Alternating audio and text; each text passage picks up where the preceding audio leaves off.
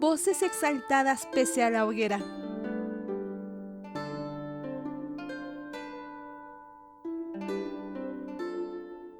Cuando el Papa monje Gregorio VII instituye el celibato obligatorio de los sacerdotes, a pesar de la protesta de San Bernardo de Claraval, fundador de la Orden del Cister en la abadía occitana de Fontevraud, las monjas leen y comentan el Cantar de Cantares.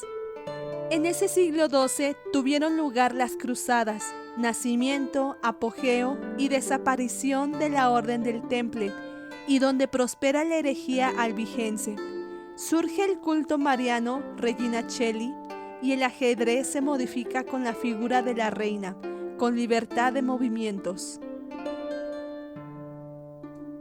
A comienzos del siglo XIII surgen las beguinas, una corriente mística literaria que tiene singular importancia en la cultura occidental. Las beguinas, esas mujeres que a través de la revelación consiguieron lo que muchos teólogos realizaron a través del estudio y la meditación. Desde el ámbito social, es el primer movimiento feminista en Europa, puesto que monjas y seglares fueron quienes establecieron las primeras casas de asistencia para mujeres. Perseguidas por la Inquisición, benedictinas y beguinas fueron llevadas a la horca y a la hoguera. Pese a ello, Dios manifestó su poder por medio del sexo débil en aquellas siervas a las que coló con espíritu profético.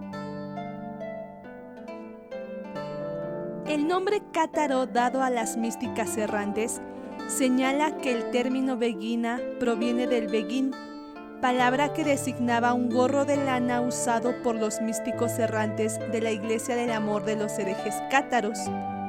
Cabe resaltar que la crónica de Morosini de 1429 indica que incluso Juana de Arco fue una beguina. Luis G. de la Cruz continúa. La figura femenina ocupa el centro de los altares como objeto de culto y devoción.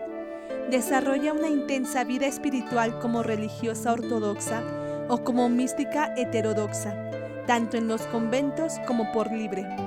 Se convierte en la dómina del juego de ajedrez y en la clave del misterio que rodea al Santo Grial. En provenzal, la palabra grasal designa un vaso de piedra y este significado del término en la lengua de Oc funde los dos sentidos antes mencionados del término grial, la piedra caída del cielo y el vaso o recipiente en un único objeto mágico.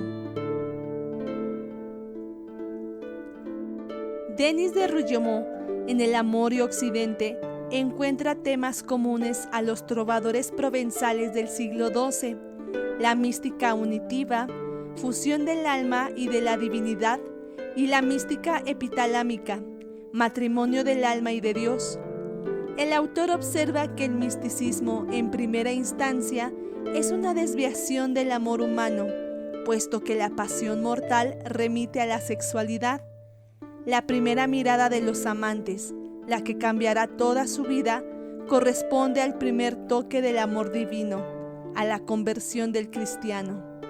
Luego explica la encarnación del Verbo precisando: la herejía de los cátaros consistía en idealizar todo el Evangelio y en considerar a todo el amor, bajo todas sus formas, como un impulso exterior al mundo creado.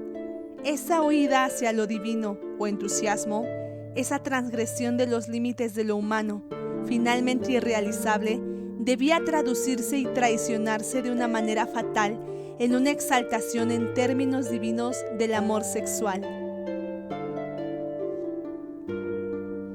Recordemos que en la Edad Media la disputa ideológica filosófica se presenta entre la razón y la fe, aunque las monjas benedictinas Hildegarda de Bingen y Beatriz de Nazaret, y las beguinas Matilde de Magdeburgo, Jadewig de Amberes y Margarita Porete, frente a teólogos y filósofos escolásticos, exponen esa primacía del amor sobre el intelecto, cuya voluntad está íntegramente impregnada de contemplación.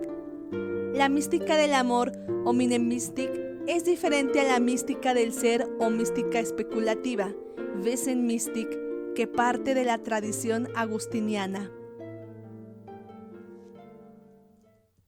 Según el maestro Johann Eckhart, el hombre encuentra a Dios en la parte íntima del alma. En su doctrina del deshacimiento o renunciación, dejarlo todo para poseer todas las cosas. Poseer nada equivale a tenerlo todo. Demanda la individualidad espiritual de las criaturas y de Dios. Solo renunciando al sí mismo se puede acceder al otro, tanto a Dios como al prójimo. Las reflexiones del maestro Eckhart, podemos ser Dios o Dios con Dios, pusieron en riesgo el pensamiento de las místicas medievales Hildegarda de Bingen, Matilde de Magdeburgo, Beatriz de Nazaret, Hadewig de Amberes y Margarita Porete o Margarita de Hainaut. En la obra Mujeres trovadoras de Dios, una tradición silenciada de la Europa medieval, Georgette Epinay-Burgard y Emily Sundbrun reflexionan sobre dos temas fundamentales. 1. La historia perdida de la cristiandad femenina. Y 2. La operación alquímica por medio de la cual las beguinas transmutan el amor cortés en una esencia más valiosa, la del amor eterno. Abadesas y beguinas supieron conservar la herencia mística, la supremacía del amor, olvidada o desnaturalizada por teólogos y escolásticos. La pugna no es entre la razón y fe, que se vuelven una, sino entre razón y amor. Es interesante la visión que presenta Peter Drunk, pues las fuentes que utiliza, escritos y testimonios, van desde 200 hasta 1300 después de Cristo.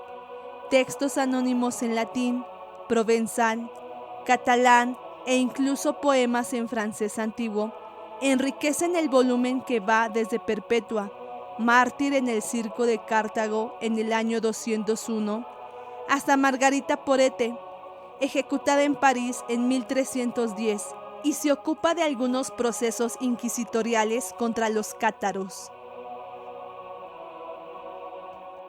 Para las beguinas, como para todo contemplativo auténtico, lo importante es, ante todo, ser pasivo y no activo respecto a Dios.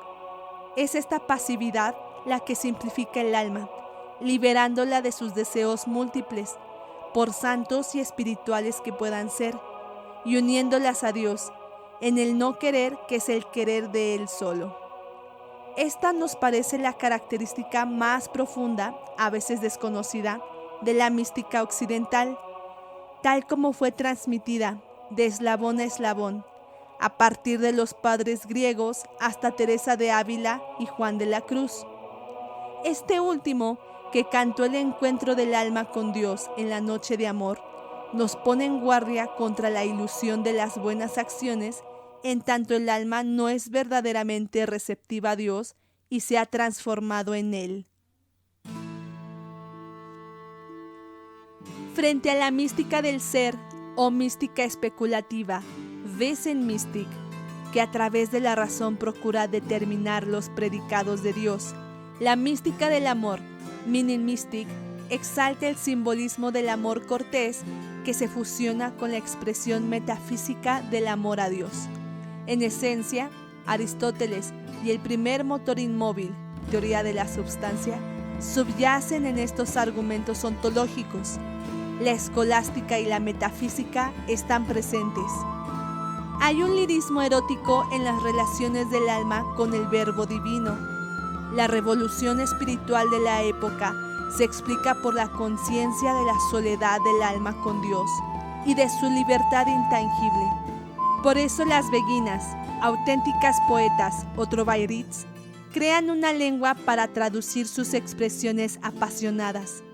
El amor se convierte en conocimiento y el alma llega a ser Dios en Dios, pese a la amenaza de la hoguera.